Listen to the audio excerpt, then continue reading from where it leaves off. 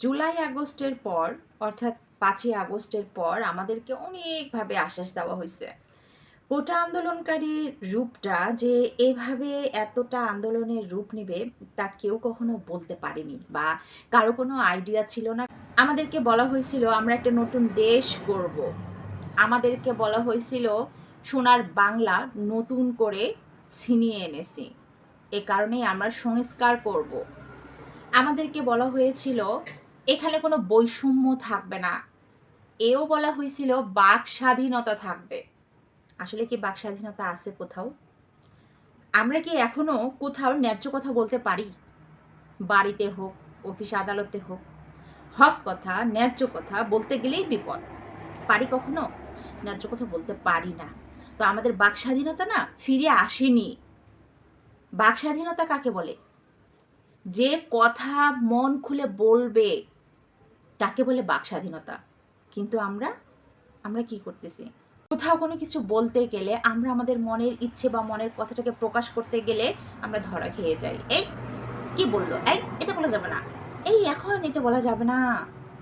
কি হবে? আচ্ছা, এই 15 বছরে আওয়ামী লীগ কি কোনো উন্নয়ন করেনি দেশের জন্য? এটা কি বলতে চান? আচ্ছা, আপনারা দেশের সংস্কার না করে দেশে ছিনতাই, খুন, চুরি এই সমস্তর বিরুদ্ধে না গিয়ে, ধর্ষণে না গিয়ে শুধুমাত্র কোথায় লীগ আছে তাদের পিছনে লেগে আছেন, তাদের পিছনে পড়ে আছেন। কোথায় লীগ আছে? কোথায় লীগ আছে? শুধু কি তাদেরকে খুঁজে বের করার দায়িত্ব আপনাদের? এছাড়া কি দেশে আর কোনো কাজ নাই? আসলে আপনারা আমাদেরকে স্বাধীন দেশ উপহার দিয়েছেন। আসলে স্বাধীনতা আমরা অর্জন করেছি। একটা কথা আছে না, স্বাধীনতা অর্জনের চেয়ে স্বাধীনতা রক্ষা করা বেশ কঠিন। আসলেই কঠিন।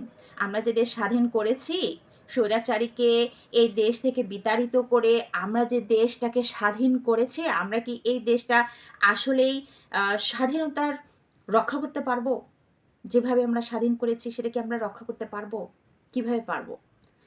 এই শোনা যাচ্ছে যে বাবা মেয়েকে ধরছে, এই শোনা যাচ্ছে যে নানা নাতনিকে ধর্ষণ করছে, আর এখন ইদানিং খুব বেশি শোনা যাচ্ছে যে শিশুরাই ধরছে। কেন রে ভাই?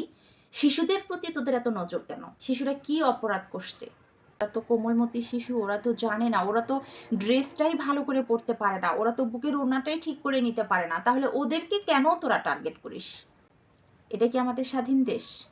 এটা কি আমাদের স্বাধীন বাংলা, যে বাংলায় এখন রাতের বেলা হাঁটতে পারি না ভয়ে কেউ বুঝি পিছন দিক দিয়ে এসে মুখ চেপে ধরে নিয়ে যাচ্ছে অন্য কোথাও?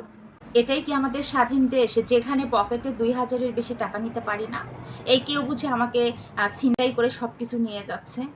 তো আপনারা এগুলো সংস্কার না করে, এর বিচারের আওতায় না আনে, আইন কঠোরভাবে প্রণয়ন না করে কিসের লীগ, কোথায় লীগ, কার কাছে আছে, কার বাড়িতে আছে, কই গেছে তাদেরকে খোঁজায় ব্যস্ত। কেন রে ভাই? কি করছে? যারা লিক করে তারা কি সবাই খারাপ? সবাই কিন্তু খারাপ নয়। আপনারা খোঁজ নিয়ে দেখেন, এমন অনেক আছে যে লিক কোনো কারো কখনো ক্ষতি করেনি, কারো পিছনে লাগেনি, 10 টাকা ইনকাম করেনি, সে কিন্তু জেলে। তাকে ধরে নিয়ে জেলে রাখা হয়েছে।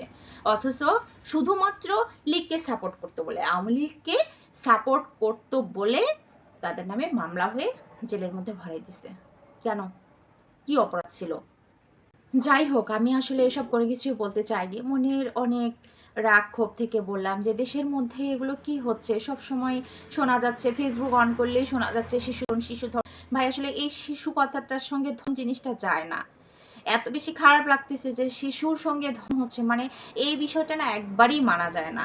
তাই আপনারা আসলে ওই লিগকে না খুঁজে আপাতত দেশটাকে শান্ত করেন, দেশের পরিস্থিতিটাকে ঠিক করেন, তারপরে না হয় লিগকে ধরেন।